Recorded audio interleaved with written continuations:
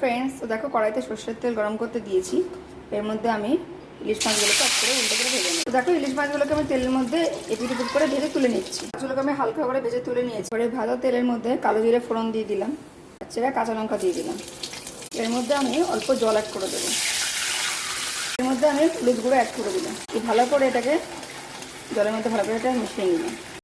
এখানে শুধু কাঁচা লঙ্কা একটু নুন আর চিনি দিয়ে পেস্ট করে নিয়েছি। কাঁচা লঙ্কা বাটাটা এর মধ্যে আমি দিয়ে দিলাম। দিয়ে একটু ফুটে আসলে ভালো করে স্টিম কমিয়ে এটাকে আমি কষিয়ে নিই। এই মশলাটা একটু ফুটে আসলে এর মধ্যে আমি ইলিশ মাছগুলোকে দিয়ে কিছুক্ষণ স্টিম কমিয়ে রান্না করে নেব।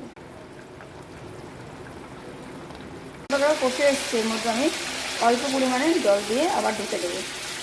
দেখো আমার ইলিশ মাছের তেল ঝালটা একদম রেডি হয়ে গেছে। এটা তোমরা বাড়িতে ট্রাই করে বর্ষার দিনে গরম ভাতের সাথে, খুব বেশি মশলা লাগে না এটা করতে, খুব ইজিলি তাড়াতাড়ি এটা রান্না হয়ে যায়।